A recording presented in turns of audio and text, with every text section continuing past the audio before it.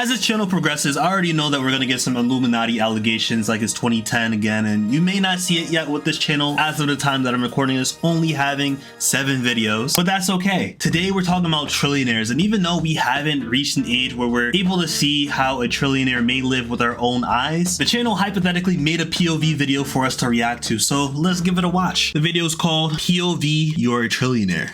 Congratulations, you're a trillionaire. The richest person to ever live. Yeah, currently we're not in the age where there's trillionaires yet.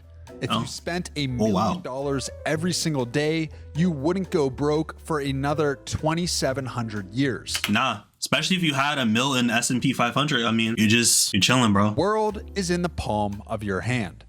But there's a problem. Everyone knows. You are now the most famous person on Earth. Your face. Yeah, low key, that would be a little bit cursed, I feel like. For those that don't like the publicity, that would be cursed because you'd be the first. You'd be the only one. Whereas there's multiple billionaires and millionaires already. You have so much attention on you. In every country on the planet. There are people outside your building right now. Hundreds of them. Some with cameras. I mean, think about how people act already when they see Mr. Beast, bro. Like, some with I feel like it would be times 10. Just standing there, staring up at your window. This makes you paranoid. But you're a trillionaire, so there's an easy fix. I like how he's living in downtown Manhattan. You see the Freedom Tower right there. You hire... Lives in a financial district? Nope, not enough. Unless this is Jersey City, it's across the river. Not even close. You get a full detail. 12 operators minimum. Armed, trained, rotating 24-hour shifts. The kind of protection usually reserved for sitting presidents. You make some... Yeah, that's like Kazuya from Tekken. Within 48 hours. Your whole company's an army fighting for you. You're safe. But your Honda Civic isn't going to cut it anymore. So you buy Bugatti. Hey, it will cut it for me if it's a Type R. Not a Bugatti. Bugatti. The entire company. $2 billion. That's 0.2% of your net worth. The equivalent of someone making $100,000 a year buying a jacket. Your accountant logs it as a rounding error. But you still need somewhere to live. Your current... Yeah, where is this? Basically, the entire world knows where you live. So, you buy a compound. 14 acres behind walls and iron gates. You might as well buy a whole island, though, at this point. And around the clock. The property has its own private road. You can't even see the main house from the gate. $200 million. Easy. But a place that size doesn't run itself. You need staff. Yeah, staff. You need housekeepers. Yeah, landscapers. On rotation. A property manager. You need to get a delivery truck. Drivers. For food, because you can't go grocery shopping. IT staff just for the security systems.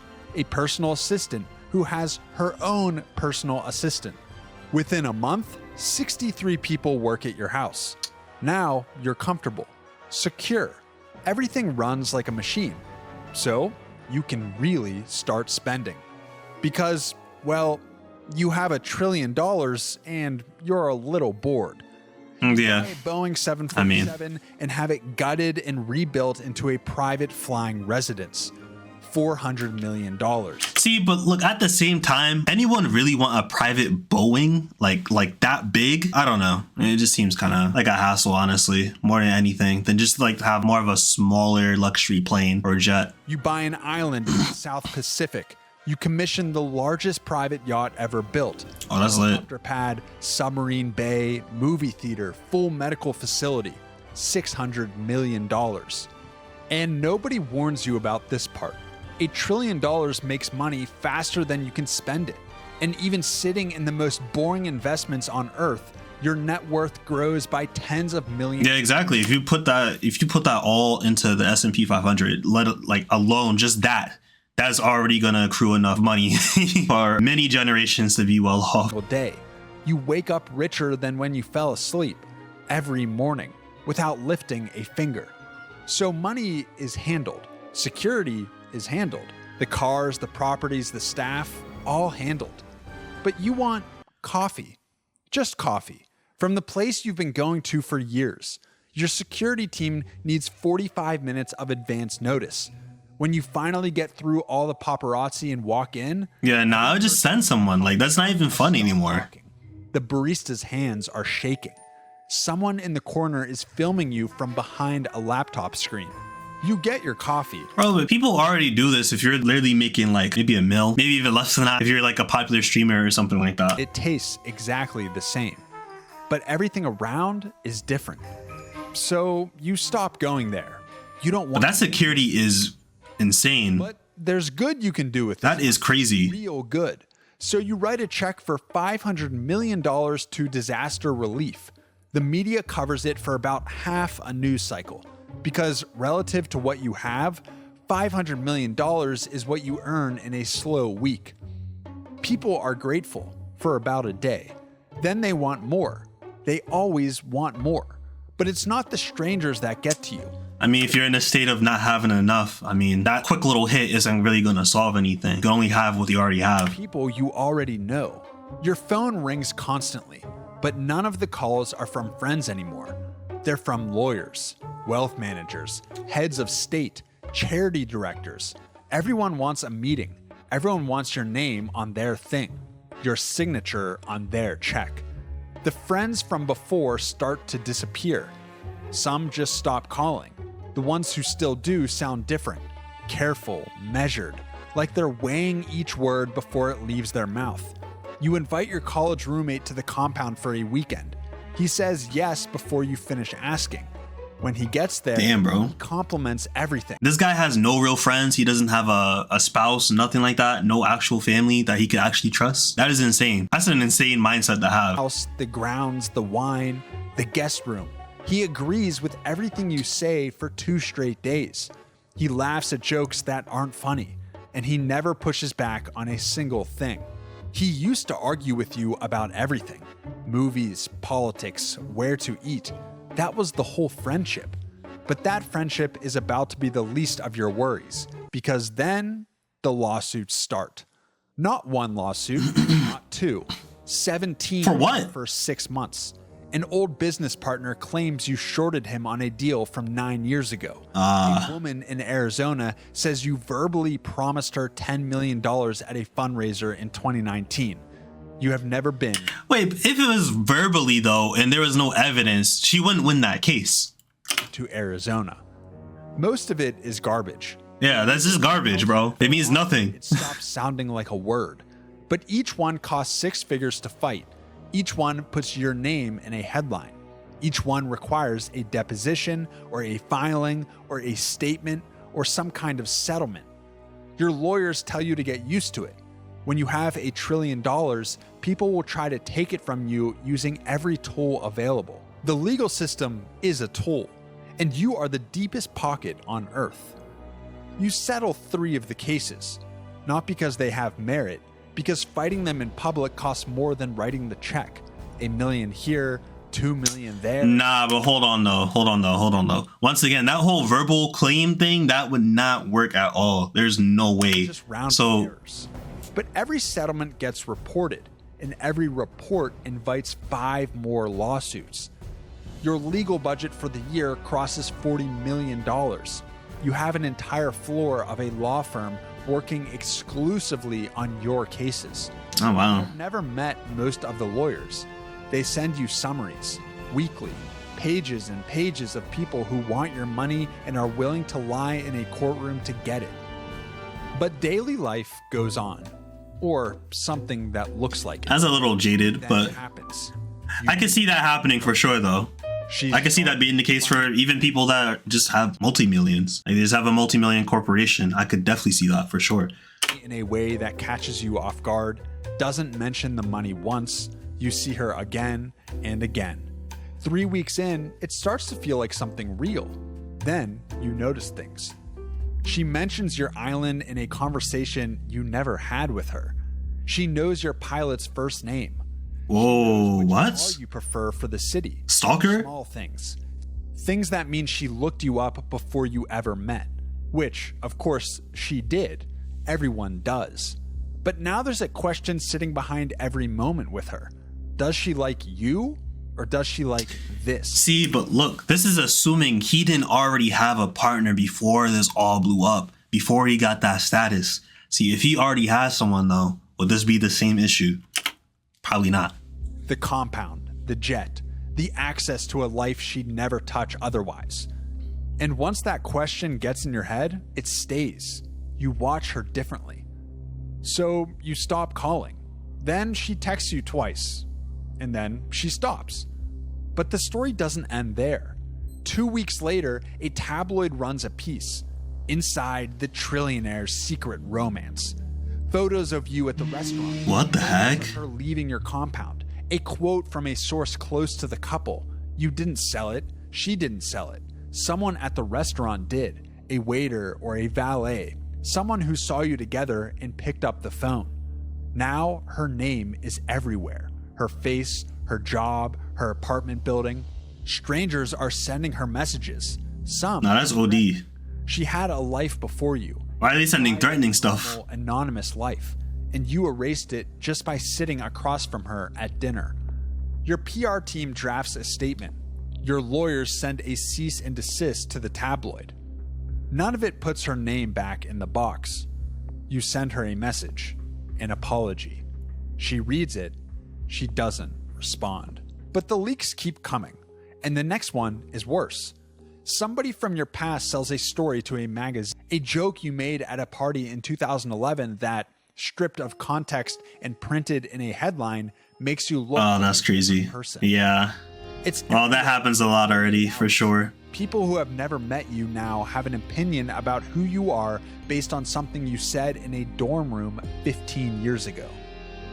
Your crisis PR team goes into action. They tell you the same thing they always tell you. Don't respond. Responding makes it worse every time. So you sit in your office behind your 7 screens and watch someone sell your old life for what your team... I mean, low-key though, that is true. Responding to a lot of hate comments and like false allegations and stuff actually could end up making things worse, honestly. Especially when it's something that's stupid too. There's no evidence or proof that someone said that. Estimates was about $250,000.